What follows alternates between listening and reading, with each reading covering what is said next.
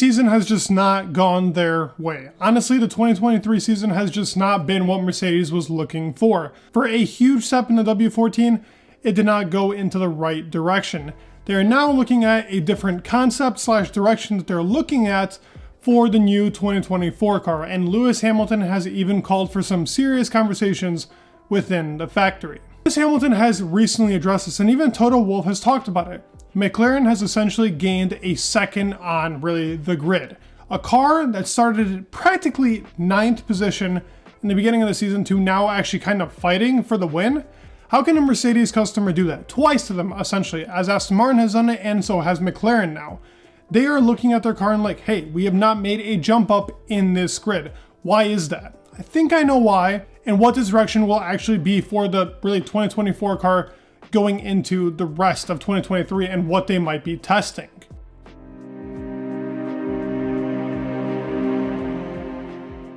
Now, what was really Lewis Hamilton referring to as serious conversations about the Mercedes development? He talks about the car going in this particular setup with really the cockpit being close. It's been talked about all season. I don't need to bring this up to you. He's not a fan of the car being so front forward, and it's a very pointy-ended car. Lewis Hamilton is a driver that has always throughout his career loved a car that has been really rear-oriented, meaning he loves a little bit of understeer. He's not like Max Verstappen. They don't drive in that same type of way. Now, while he brakes just as hard as Max Verstappen, and actually that's where Lewis gains most of his pace. He gains it through the braking. He is one of the masters of braking. It's seen through his driving, what he's been able to do throughout his career. Braking has been essential. The brakes on that actual Mercedes car aren't even as good as last year. W13 actually had a lot of strengths going into braking zones, slow speed corners, and medium speed corners. And sure, were those strengths kind of exaggerated because Red Bull was stopping their real development towards their 2022 car and going into 23? Probably, but they definitely weren't as bad as I would say this W14 car is. It's not as good as even the W13 in certain corners. The pace is there, don't get me wrong, they are faster, essentially every car will get faster, but it's missing a few things. And the inconsistency, the diva as the W13 was called, now Toto is calling it the Diva 2.0. And I guarantee this gets to the drivers' heads. Lewis thinks about it like, wow, my car is just essentially not there from race to race. It's just not sticking to the ground as I thought it would be. Specifically the rear end. Now for George Russell, it could be different comments. He doesn't really comment on what are his issues as a driver driving the W14. He just talks about inconsistency and lack of balance.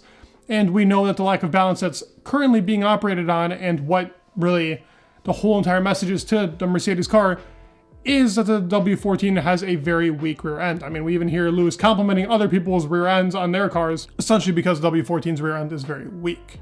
He even talks about the McLaren being very similar to the Red Bull. Now, I mean, by look, if you look at the car essentially from the side and you look at a side pod, yes, some of the philosophies of the actual Aston Martin are there with its slide pods. But the actual philosophy of the car was always followed to be a Red Bull. Now, the floor directive kind of hurt them, and now the McLaren is essentially picking up kind of on what Red Bull has been doing during this new really TD directive. Do I think that McLaren car is now essentially faster than Mercedes? Here's what I'll tell you.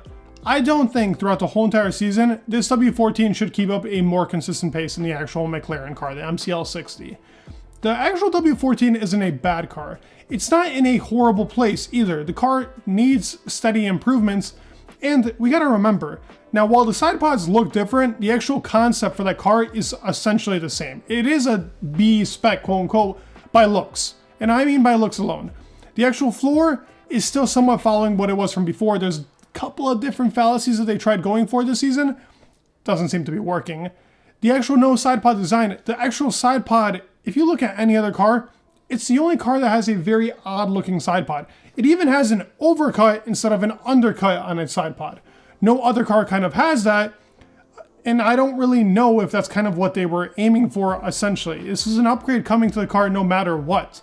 There are updates coming to its engine cover, side pod design, and its rear wing. That's still in the works, and these are rumors that have been talked about. I know for a fact in Spa they're getting parts. I don't know if they're getting any parts here in Hungary, but Toto has already came out and said Hungary will be a weaker race for them. And I don't know why he said that. He said that Silverstone would be one of the best races, they would get a win here, and that Hungary would be a weaker one. I actually think that Hungary should be a track that suits the Mercedes car in certain aspects. Now, while it might not follow their quote-unquote high-speed really dominance, there is no high speed here. They were super strong in the slow speed corners. If they learn how to set up the car correctly, they could be fighting for a P2, P3. Max Verstappen still probably taking the win. I think Aston Martin will be very strong here. Consistently throughout the season, these developments have been talked about. What is the problem? What have they done? Well, they went from a really normal suspension setup to a more anti-dive setup, following what the Red Bull has done, and taking steps into there. And while that seems like it's working on some tracks, it also seems like it's still a problem. So what is it? Is it that push rod that's really causing the problem for every single team? I think it is. I think that push rod system in the front, now the only two teams that don't follow it are the McLaren and the Red Bull. And I even talked about it in my McLaren video after release Silverstone. Now, the actual Mercedes car follows really the push rod concept. Every other team follows it. It is a more practical concept when it comes to suspension. It's usually what teams really use, and pull rod is a harder suspension setup to set up, but a lot more can be extracted from it, clearly looking at the Red Bull. They are so inconsistent, and I think that setup window that they have is very marginal. So the car will only be good on a track that they don't have to make so much convenience for. Silverstone is a track that you need straight line speed, and you need to be able to be good in those high speed, but also in traction zones. What does the Red Bull have? It has it all. Now, the McLaren wasn't extreme in its traction zones, but man, was that thing fast and high speed. That was really where it gained a lot of its speed, going through really Maggots and Beckett's. Now, the Mercedes was supposed to be the fastest car there, but I guarantee they made a little bit of a compromise in the setup to actually have a little bit of straight line speed. But making a compromise in straight line speed always means having a lack of downforce. And that car cannot afford to have a lack of downforce because of its rear end. Continuing on, the rear end trend. I mean, I know it's funny that we talk about it consistently, that the rear end of this car just is not there, but that is essentially why the Mercedes car is so much worse than any other team on the grid. Aston Martin has a very strong rear end. The Ferrari actually has a very strong rear end. That is something that the really three competitors, the Red Bull, the Aston Martin, and the Ferrari, have in common. And I would probably say the McLaren, now looking at it, has a stronger front end, and really the tires helped out on its front end. We'd have to see in a track like Hungary, or I mean, if you look at Canada, McLaren was one of the worst teams when it came to qualifying. Did they catch up in the race? They did. They were a lot better in the race. Still wasn't a great position, and they were very far off the front.